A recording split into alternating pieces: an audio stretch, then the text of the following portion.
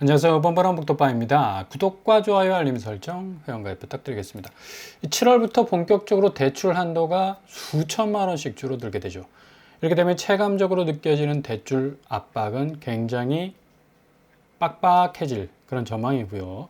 막차 수요가 꿈틀대서 지금 서울 집값을 굉장히 자극하고 있다라고 설명을 하고 있지만, 실질적으로 이렇게 막차 수요가 움직일 수 있는 이 집값의 상승폭은 좀 제한되어 있습니다. 왜냐하면 지금 강남 상구에 집중된 상승세가 굉장한 어떤 대세로 나타나고 있지, 실수요자들이 기본적으로 비강남권에서 들어 올리고 있는 집값 양상은 그리 엄청난 쓰나미처럼 폭발력을 가지지 못하고 있기 때문이죠.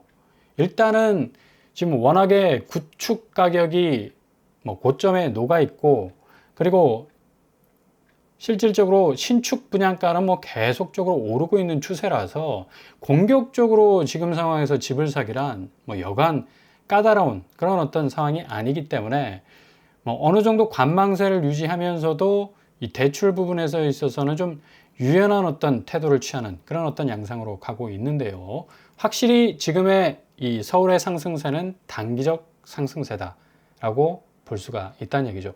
아무튼 간에 7월 1일부터 DSR 3단계가 시작이 되면 연소득 1억 차주는 주담대 3천만 원 정도 감소가 됩니다. 피부로 느껴지는 대출 파이가 확실하게 줄어든다는 얘기죠. 결국에 가서는 부동산은 대출 물고 들어가야 하는 그런 자산인데, 특별히 또 한국은 그렇잖아. 그냥 대출 없이는 얘기가 안 통하니까. 아니, 일부 연예인들 엄청난 자산가들이야. 몇백억 대는 그냥 집 현금 따발 들고 와서 산다고 그러잖아. 그 정도로 엄청난 이 현금 박치기를 하면서 부동산을 사는데, 실질적으로 자산을 운영하는 데 있어서 부동산은 현금 100% 동원해서 사는 거 아닙니다. 그 남아있는 현금 가지고 대출로 조금씩 메워가면서 그 잉여 현금을 다른 곳에 투자를 해야지. 그래 더 자산이 불어날 수가 있는 건데, 이 사람들은 워낙에 또 리그 자체가 다른 사람들이니까 뛰는 그라운드가 틀려. 그러니까 매일매일 솟아나는 게 오일 펌프에서 기름 쏟아지듯이 현금이 쏟아지겠지. 그러니까 현금 맞다이를 까고 있는 건데, 근데 일상적인 내 집 마련 수요자들은 대출 물지 않고서는 힘들거든요. 그래서 7월 달 정도 되면 지금의 어떤 이 대출 수요가 확실히 줄어들 가능성이 높다는 얘기입니다. 근데 지금 급전 대출 금리가 20% 지금 육박하는 상황이라서, 이거 지금 집을 사기 위한 단순한 어떤 주담대 대출뿐만 아니라 생활자금 마련하기 위해서 지금 경기가 워낙 안 좋잖아. 그죠? 자영업자들, 특별히 사장님들, 정말 힘든 그런 시기를 보내고 있거든요. 이러다 보니까 계속해서 빚이 눈덩이처럼 불어날 수밖에 없는 상황에 처하게 되고, 연체율 당연히 비상 상황에 빠질 수밖에 없는 거고, 저신용자 이제 은행 창구가 만만치가 않으니까 카드론 우회해서 이 돈을 땡기는데, 금리가 얼마인지 아십니까? 거의 19.32%. 야, 이거 고리도 이거 아닌가라는 그런 생각이 들 정도로 20%에 가까운 금리를 때리고 있는데, 연체율이 10년 내 최고 상승치를 지금 찍고 있다는 얘기입니다. 그만큼 금리가 높으니까 사람들이 허덕허덕거리면서 가까스로 그냥 갚으려 했던 그 스탠스도 이제 취하지 못하는 거야. 그냥 포기해버리는 거야. 8개 카드사에서 신용점수 700점 이하가 받은 카드론의 평균 금리가 신용점수가 낮을수록 금리가 높아집니다. 그래서 거의 20%에 이르기 때문에 당연히 이분들 급전 마련한 거 다시 돌려줄 수 있는 여력이 없어지는 거라. 법정 최고금리가 얼마인 줄 아세요? 20%야. 이거 살 떨리는 금리거든. 그냥 지표적으로 20%구나 라고 이해하기에는 피부로 다가오는 게, 매월 다가오는 이 금리 막으려면 정말 영혼이 유체 이탈될 정도라니까. 빚에 의해서 벼랑 끝까지 몰려본 사람들은 알 겁니다. 그죠? 그 정도로 심각한 그런 상황인데, 카드사 연체율도 동반해서 올라갈 수밖에 없는, 10년 만에 최고치 찍고 있잖아요. 신한이 1.61, 국민이 1.61, 하나 2.15, 우리 1.87. 국민카드는 2014년 말 이후에 최고치를 지금 찍고 있고요. 지금 가뜩이나 이런 어떤 연체율이 뭐 계속적으로 증가하면서 일단 한국 부동산은 부채를 물고 들어오는 어떤 이 자산 가치 시스템이기 때문에 계속적으로 이 집값이 불장이 된다, 뭐 올라선다, 뭐 우상향으로 간다 한다는 이 말들이 결코 이 자산 시장 가치에 어떤 견고한 어떤 이 뼈대를 구축하기에는 굉장히 리스크가 큰 상황이라는 얘기죠. 서울 아파트 값이 뭐 10% 넘게 지금 올라가고 있잖아요. 18%, 거의 뭐 20% 가깝게 지금 치고 올라가고 있는데, 이렇게 되면 한국은행이 지난달에 금리 인하를 했는데 이제 8월 달에 금리 인하 안 할 수도 있어요. 그만큼 금리 상황이 더욱더 빡빡하게 돌아갈 가능성이 높다. 집값 상승세 하늘은 공식적으로 용인하기 어렵다라고 이렇게 공식적인 입장을 밝혔습니다. 그러니까 사람들이 실질적으로 얼죽신이라 해서 얼어 죽어도 신축이라는 그런 스탠스를 취하기 어렵거든. 이제 신축 분양가, 서울의 강남의 분양가 상한제 뭐 가격표를 딱 붙인 아파트들은 어느 정도 고려할 만합니다. 왜냐하면 시세 차익이 워낙에 크고 전세 보증금으로 분양가 깔 수 있는 그런 어떤 여력들이 있기 때문에. 그러나 나머지 비강남권이나 수도권 같은 경우는 이제 내가 분양받은 만큼 가격 그 이상의 2배, 3배 오르기는 힘들어요. 그래서 몇 년 전 분양가를 바라보고 있는 건데, 특히 무순위 집집으로 그렇잖아. 그죠? 이번에 나오게 될 무순위 집집 단지 굉장히 좋은 곳이죠. 롯데캐슬 리버파크 시그니처. 단지도 아주 참하게 견고하게 딱 지어져 있는데 서울 사람들이 제일 좋아하는 브랜드가 롯데캐슬입니다. 이상하게도. 이 GS건설 좋아할 것 같은데 뭔가 좀 그죠? 순살 같은 이미지가, 안 좋은 이미지가 박혀 있어가지고 조금 인기를 좀 잃었어. 대신 롯데캐슬이 좀 치고 올라오는 그런 경향이 있는데, 롯데캐슬 리버파크 시그니처가 뭐 분양 당시에 엄청난 분양가로, 당시에도 고분양가라고 막 엄청난 논란들이 많았어요. 근데 뭐 몇 년 딱 지나버리니까 워낙에 지금 뭐 서울 아파트 값이 상대적으로 올라버리니까 낮은 분양가로 보일 수밖에 없는 거죠. 최초 분양가가 5구제곱이 당시에 8억이었어. 굉장히 높죠. 한 4, 5년 전 분양가임에도 불구하고 굉장히 고분양가 논란이 많았다니까. 84제곱은 10억 그 당시도 이미 넘었었고. 그죠? 근데 지금 얼마나 오른 거야? 5구제곱은 뭐 거의 지금 비강남권 은평구에서도 11억, 12억 하는데. 그죠? 그리고 84제곱은 15억 지금 넘어서고 있잖아, 서울에서. 지금 여기가 25평 거래가가 17억, 매물은 18억 정도 가고 있습니다. 20평대가 8억 정도였으니까 지금 10억 정도 올랐다고 봐야죠. 4년 전에 분양한 곳이니까. 그러니까 4년 안에 거의 뭐 10억을 그냥 쌓아놓은 겁니다. 그러니까 여기 분양받은 사람들이 그냥 입꼬리가 그냥 귀에 걸릴 수밖에 없는 거지. 그죠? 그리고 무순위 하면 뭐 사람들이 그냥 드릴을 가지고 뚫을 수밖에 없는 그런 어떤 형편이고, 이렇게 5구제곱 8억에 나오는 곳이 어디 있겠습니까? 거의 강남권이라고 말을 할 정도로 굉장히 강남 접근성이 좋은 곳인데. 그죠? 여기 지금 무순위 한 2채 정도가 예상이 되고 있으니까 좀 기억을 해 두시고요. 아무튼 지금 금리 수준은 거의 빨랫줄에 딱 매달려 있는, 빨래 걷을 생각을 못 해. 그만큼 지금 쨍쨍 내리쬐는 햇볕이 좋기 때문에. 그 햇볕이 뭐다? 계속적인 집값을 자극하는 자금의 흐름들이 이제 부동산 쪽으로 밀려 들어올 것 같은 그런 예감이 들고 있기 때문에 이제 금리 수준 자체가 내려올 생각을 못 한다는 얘기예요. 결국에 가서는 1.75, 뭐 2% 연말까지 지금 내년 말까지 예상을 하고 있는데 0.25씩 계속해서 하느니 8월, 11월, 내년 2월 각각 0.25% 내린다는 가정하에 1.75%까지 갈 수 있을 것이다 라고 예상을 하고 있지만, 금리가 그만큼 내려갈 소지가 별로 안 보여요. 지금 관세 영향도 그렇고 환율 부분도 그렇고 지금 집값 부분이 제일 지금 문제 아닙니까? 엄청나게 지금 치고 올라가고 있잖아요. 그러니까 하늘 입장에서 여기서 금리를 쑥 내려버리면 집값은 어떻게 돼요? 엄청나게 올라갈 수 있는, 자극받을 수 있는 그런 여지가 충분하다는 얘기죠. 한미 기준금리 추이를 보더라도 뭐 미국은 지금 뭐 4.5에서 꽉 붙잡고 있잖아. 그냥 거의 안전벨트 수준이 아니야. 이거는 거의 그냥 칭칭 동여매. 아니 옛날 뱃사공들이 그 메아리, 에코라 불리는 이 바닥 괴물에게 잡혀 먹지 않기 위해서 자기 자신을 그 배의 기둥에다 칭칭 묶었다고 하잖아. 막 노래를 부르면 그냥 현혹돼가지고 바다에 뛰어들어서 죽어버리니까 스스로를 그냥 배 기둥에 묶어가지고 뛰어들지 못하도록 아무리 발버둥 대출받고 싶어 대출받고 몸부림을 쳐도 뛰쳐나가지 못하게 스스로를 꽁꽁 묶는 건 뭐다? 금리다, 금리. 금리로 여러분 묶으셔야 된다니까. 이게 금리가 절대로 안정적으로 안 내려와요. 미국이 딱 지금 고점에서 물려있기 때문에 우리 미국 이 금리 추이를 볼 수밖에 없잖아. 달러 가치에 엄청난 영향을 받을 수 있는 그런 원화 가치이기 때문에. 지금 대출금리 인상 보시면 역으로 가고 있잖아요. 4%대 요지부동입니다. 뭐 3%대 내려왔다 했는데 그거 다 우대금리야. 대출 창구 방문해 보시면요. 아휴, 그냥 고개 절레절레 흔들고 돌아온다니까. 대부분 뭐 언론에 나와 있는 3%로 내려갔다라는 주담대 금리는 다 우대금리입니다. 그러니까 일반적인 사람들이 받을 수 있는 금리 수준은 거의 4%대다. 그리고 정기 예적금 금리는 뭐 그냥 뚝뚝 떨어지면 손학비네, 손학비.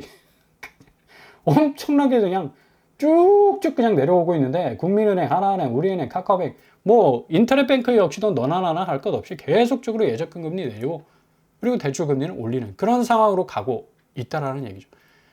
이렇게 금리 상황이 안 좋으니까 그러니까 늘 우회와 틈새를 바라보시라 라는 말씀 드렸죠. 이번에 또 검단에서 A24블록 뭐 분양하는데 거기도 뭐 공공분양 분양가 상한제 딱 붙이고 나오는 그런 중흥 S클래스 브랜드를 단 아파트가 나올 거고요. 또 무순이 줍줍도 검단에서 7월 맞이해서 어마무시하게 나올 겁니다. 계약 취소분이 굉장히 많아요, 의외로. 근데 이런 물량들 좀 빨리빨리 풀어야지. 무순이 줍줍에서도 공급 나오고 또 정부에서도 새 정부에서 이 새로운 어떤 공공 이 분양의 확대 방안, 뭐 실제적인 어떤 구체적 계획들이 좀 본물 터지듯 나와야지 지금 이 심리 자체가 좀 위축되고 불안하고 뭔가 급박하게 쫓기는 그런 부분들이 좀 해결이 될 텐데 여기 검단 금호 어울림 센트럴입니다. 호금이라고 부르지, 그죠? 검단에서 호반 서밋 또 우미린 여기 금호 어울림 센트럴 분양가가 굉장히 매력적입니다. 30평대가 3억대야, 그죠? 3억대면 거의 세종에서 분양했던 아파트하고 거의 비슷하네. 세종은 좀 멀잖아, 서울하고. 여기 김포하고 뭐 엎어지면 코 닿을 텐데, 그죠? 3억대 분양가에 잡으면 30평대가 8억대 매물로 나와 있기 때문에 충분히 뭐 5억 정도의 갭을 가질 수가 있고요.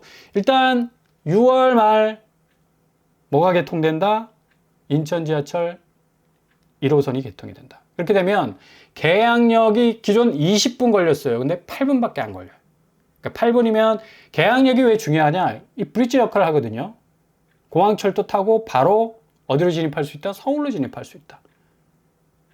한 10여 분 정도면 충분히 도착 가능할 겁니다. 그렇기 때문에 뭐 검단은 이제 서울권이라고 말해도 괜찮아. 인천 지하철 연장선이 개통이 돼버리면 이런 어떤 호재를 물고 있어서 금호림 센트럴 같은 경우는 뭐 굉장히 뭐 대장단지로서의 어떤 입지를 굳혀온 곳이기 때문에 상당히 메리트가 많다라고 말씀을 드릴 수가 있겠죠. 계양역, 신설역을 통해서 계양역에 접근해서 그 계양역이 브릿지 역할을 해서 김포공항, 마곡 쪽, 서울역, 여의도 쪽으로 이동이 가능하다. 뭐 굉장히 이제 직주근접이라는 말을 검단에 쓸 수가 있어요. 신설역이 개통이 안 됐으면 상당히 좀 이 검단에서 서울로 출근하기가 어려워. 도로도 너무 막히잖아, 솔직히. 엄청나게 막히거든요. 한번 막히면 그냥 돌아가십니다. 돌아가셔. 근데 지하철을 이용하게 되면 이제 계양역을 브릿지로 해서 서울 쪽으로 진입해 들어가는 데는 아주 뭐 수월한 그런 입지를 가지게 될 거고요. 일단 뭐 신설역과는 금호울림이 7분밖에 안 걸립니다. 거의 초역세권이라 말씀을 드릴 수가 있겠고 이렇게 되면 뭐 상당 부분 이 무순위로 나오면 메리트가 아주 큰 곳이라 말씀을 드릴 수가 있겠고요. 또 한 곳 나와요.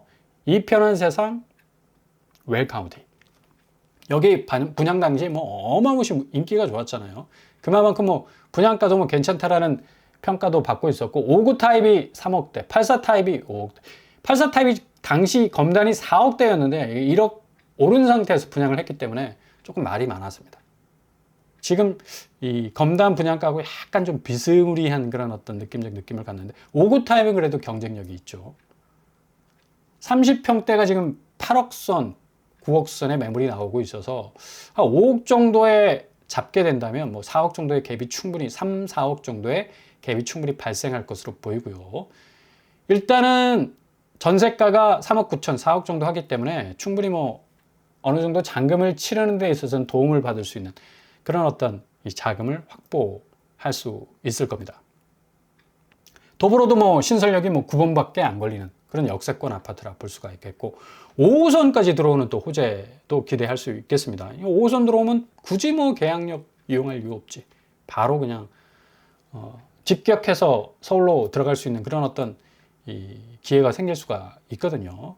이렇게 지금 무순위 줍줍 단지들 좀 잘 살펴보실 필요가 있겠고요. 아무튼 새 정부 들어서면서 자본시장 회복되고 전체적으로 소비 심리가 굉장히 거의 뭐 지하 1, 2, 3층, 4층, 5층 뭐 계속 파고 들고 가고 있었는데 이제는 서서히 올라오고 있습니다. 소비 심리가 4년 7개월 만에 최대 폭으로 지금 개선되고 있고 계엄전 수준으로 지금 회복되고 있는 그런 어떤 양상인데 한국은행이 발표한 소비자 동향 조사 결과도 뭐 소비자 심리 지수가 8포인트 정도 굉장히 껑충 뛴 그런 모습을 보여주고 있죠.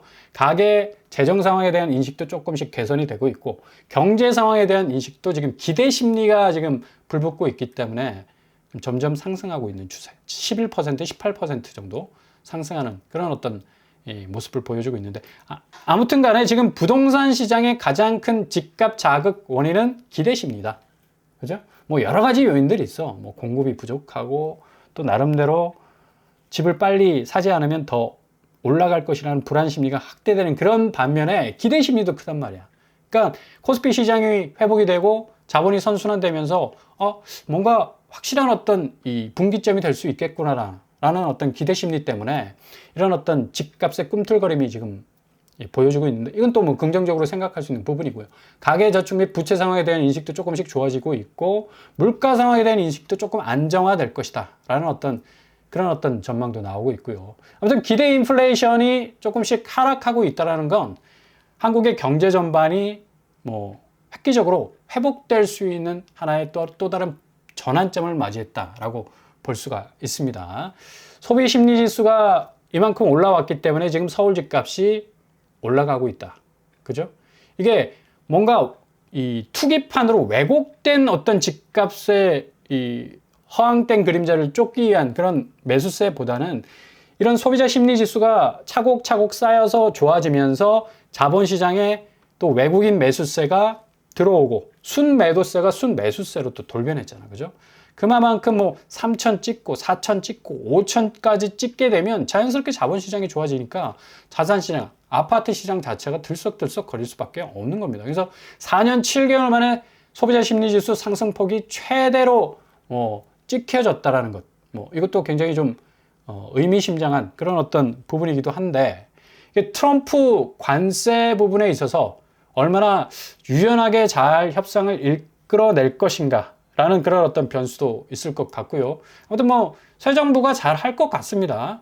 일단은 외교적인 부분이나 또 실질 경제적인 부분, 또 공급 부분에 있어서는 속도감 있게 모든 일들을 좀 잘 처리해 나갈 수 있는 그런 어떤 뒷심을 가지고 있기 때문에 무주택자 입장에서는 지금 어마무시하게 올라가는 서울 집값 단기적이고 특정 지역에서만 지금 이루어지고 있는 그런 궤적들만 바라볼 이유가 없다는 얘기죠. 충분히 공급 확대 정책이 나올 수 있기 때문에 좀 잘 들여다보시고 명함은 있습니다. 내수 침체의 줄 폐업 이어가고 있는 자영업자들 업종이 굉장히 지금 어려운 상황 가운데 있고 원스톱 폐업 지원을 하는 신청이 64% 이상 지금 올라가고 카페, 치킨집, 편의점 계속적으로 어떤 줄어드는 그런 추세. 그리고 이전 정부의 가장 뼈아픈 실책이 뭐냐면 3기 신도시 구상은 했지만 이게 실행이 안 됐어요. 공급이 전혀 없었기 때문에 지금 집값을 밀어 올리는 또 최악의 원인 중에 하나가 됐고 사전 청약 줄줄이 취소가 됐잖아요. 그죠? 2026년 입주할 수 있는 주택이 불과 1285가구에 불과합니다. 거의 한 7년 정도 상간의 이 마스터 플랜 아닌가? 근데 1200세 말이 됩니까?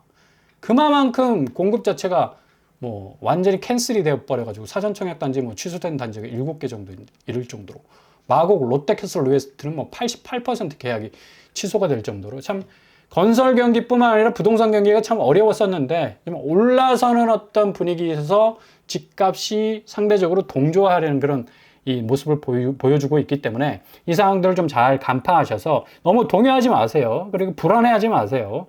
반드시 틈새와 기회는 찾아옵니다. 잘 들여다보신다면 꼭 골든타임 잡으실 수 있을 겁니다.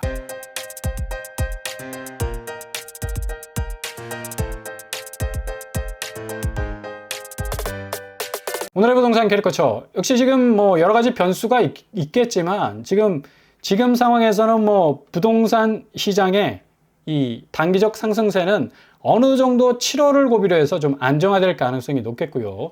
공급 확대 정책이라는 시그널이 나오게 되면 좀 불안했던 심리들이 어느 정도 안정을 찾아갈 수 있는, 좀 기다릴 수 있고 관망할 수 있는 좀 편안한 그런 어떤 궤적으로 갈 가능성이 어느 때보다도 높습니다. 금리 굉장히 높을 거예요. 절대로 안 내려옵니다. 절대 무리하지 마시기 바랍니다. 오늘도 응원합니다. 항상 여러분의 길이 꽃길만 되실 수 있길 바랍니다. 이상으로 뻔뻔한 목덕방을 마치겠습니다. 구독과 좋아요 부탁드립니다. 감사합니다.